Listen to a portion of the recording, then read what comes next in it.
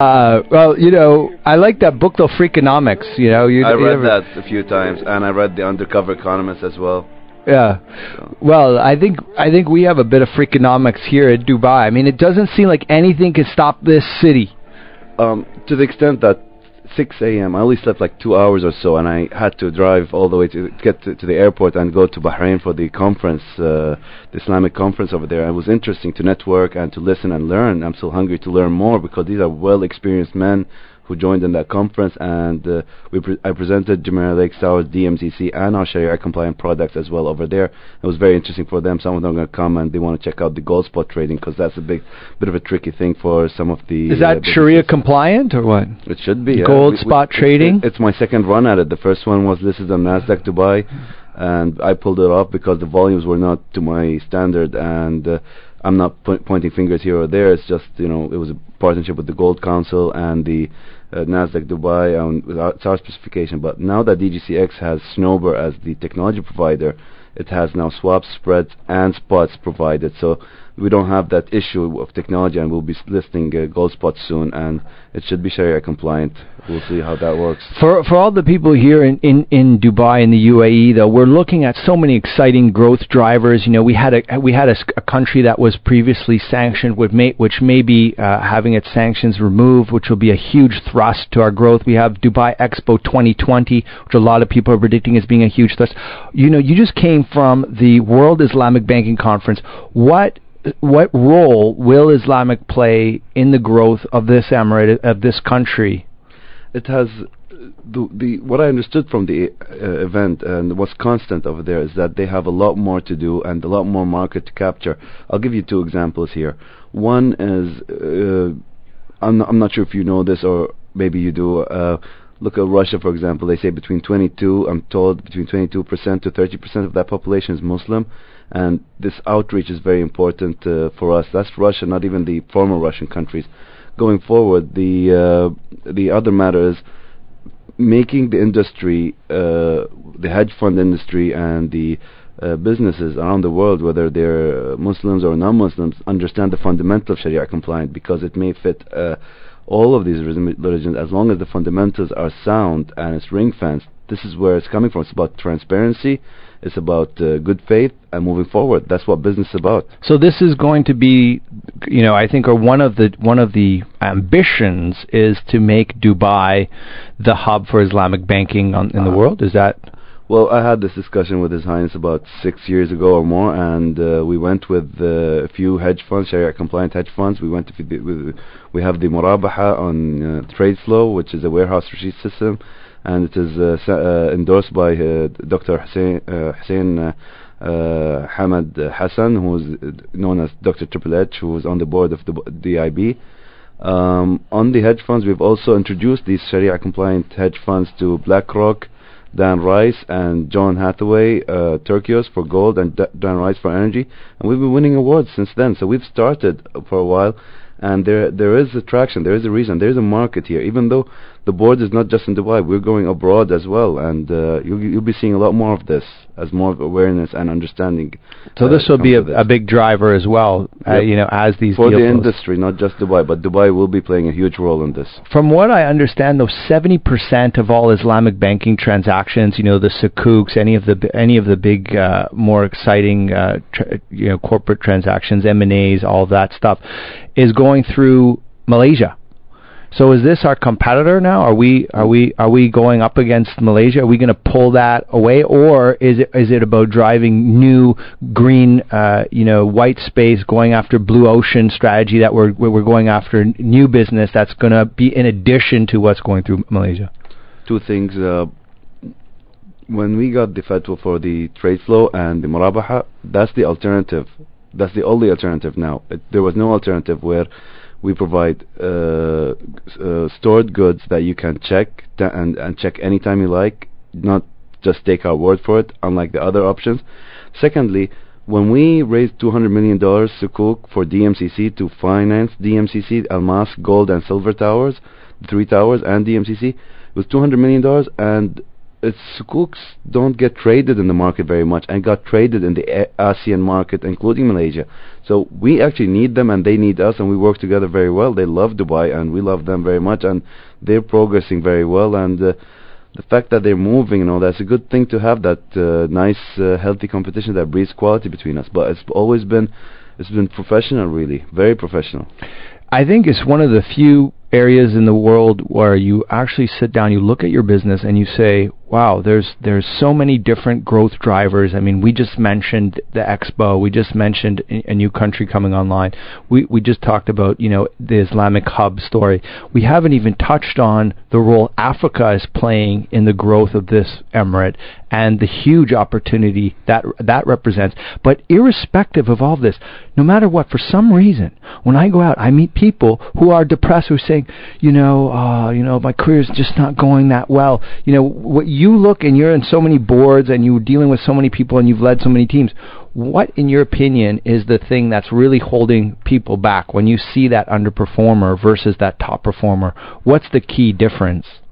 Well, you have to respect one thing. This is life, and Murphy's Law plays a big role in this. But at the same time, you have to rise above that, and at the same, you can't. You need to manage your expectations as well. Timing of your business, and you need to be patient. I mean, look at the story of KFC. That the founder of KFC was always failing, was always depressed, even though the market was booming. As a salesman, he wasn't doing well. For some reason, he dressed up as a colonel and tried this fast food thing, and it clicked. But you know what? Do you know at what age he made it? Over 50 years old. The colonel, well... Yeah, so over 50 years old. My point is, never give up. Don't say you're behind by 4 years or 10. You don't know when your chance is going to come in. It may never come, but at least you have the good conscience of that you've done your best, and that's what matters. You've done your best. You left nothing in the field. You keep at it. And it will happen.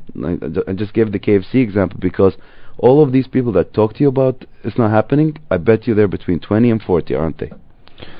I see them at all ages. No, you don't talk to 60-year-olds because you're like, you had a good run. No, actually, you know what? There's a lot of guys who are 58, 57 in town. They know that at 60 there's this retirement law, and they just feel like it's over. And I'm like, listen. I would love to meet them to expand my HR horizon since I'm the HR director for the second round again.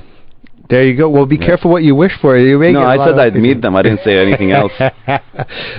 We have one of our favorite jewelers on the line here, Mr. Ahmed Damani, Chief Executive Officer of Damani Jewels. Mr. Ahmed Damani is the Managing Director of Damani Group that's located in UAE, Bahrain, Thailand, and India. The family-owned Damani Jewels Group was established in 1969 by his father, and he's headquartered here in DMCC. Ahmed, are you there? Yeah, Shane. Good evening. How are you? Yeah, very good. It's always exciting to hear you.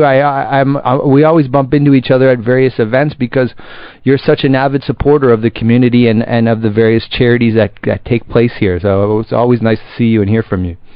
Same here. It's always a pleasure, great pleasure to meet you, Shane. And so you are you've really have your pulse on what's happening here in the city. I mean, you're 2 or 3. I think you're 3 generations deep in UAE. In fact, your business is older than the country, or older than the union anyway. What is your take on what's going to happen in the local economy here? What are we looking at over the next 12 months? Shane, actually, if you really see what has been going on from last 2 or 3 years, and we as Damani, we really follow and understand where is the business coming from, what nationalities, what countries, and then we do a demographic understanding where the customers are coming. So if you really see in 4 different layers. So one is the tourism, which is fantastically doing well because of the great infrastructure Dubai has already developed or created. So imagine all these tourists from around the world, including subcontinent and China and Russia. They come to Dubai, they see everything more interesting, more amazing, the awesome hotels, Burj Khalifa, fountains, you name it. Then it comes to another category of people who come to Dubai for various different reasons, like exhibitions, and you have things like Gulf Food, Jitex, Airshow, where you have really, really high net worth individuals from around the world. They come and experience Dubai, and that really also adds on to Dubai economy. And then there's a big chunk of existing businesses which really are looking the upward curve, and they are adjusting themselves again and making themselves more stronger for the growth to come. And certainly the new businesses, and I'm very proud to be part of DMCC, and Ahmed is a fantastic leader, and it's always a pleasure to work with DMCC. And DMCC majority businesses, new businesses. So imagine so many new companies which are coming to Dubai. All this combination is what makes Dubai and the UAE such a great place to be. And the news of now Expo 2020, I think this is a feather in the crown. Certainly the growth was there. We were growing at a good speed. But 2020 will bring a fantastic momentum to all those synergies who really were waiting and trying to see how they push in. I think 2020 will be a great, great pull for everybody. I'm too excited now. I don't even need the weekend. I'm just ready for Sunday morning, after listening to that. Ahmed, what do you think? Is he on point? I mean, he's now brought in the events. I mean, you have one coming up, Arab Health, for example. I think that's one of the number one health events in the world, I believe.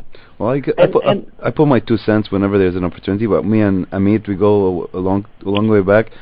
The late Tawfiq Farah, who used to head our diamond sector, came up with a concept for Dubai Cut, and we worked with Cristal to manufacture it. And the mining was in Russia, so these diamonds don't have any history at any moment for conflict.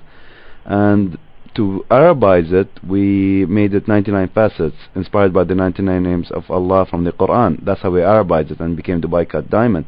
We put out the tender, and the most fitting person to retail it was Amit Damani, and he's had the exclusivity for a couple of years now.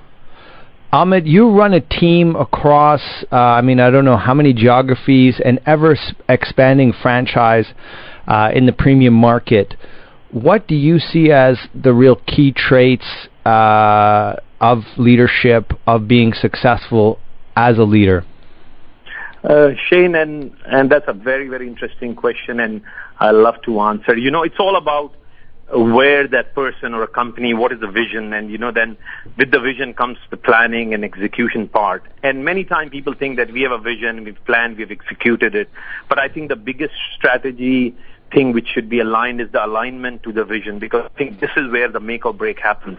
Certainly you can think about it, plan it, execute it, but a lot of time the alignment is what's missing. I really tell all the executives or as a leadership position that, closely monitor the path, closely see what you have executed. Is it in alignment to your goals? Are we close enough where we want to reach? And then adjust. It's always ever-changing space. We can't just make certain goals and vision and can't adjust accordingly. You see how the marketplace is, you see what needed to be adjusted, what makes it better. Something is a combination of the vision, planning, execution, and certainly the alignment all the time. Well, Ahmed, thank you so much. We're just running out of time here, so I unfortunately would have to say goodbye, but hopefully we can have you back on the show sometime soon.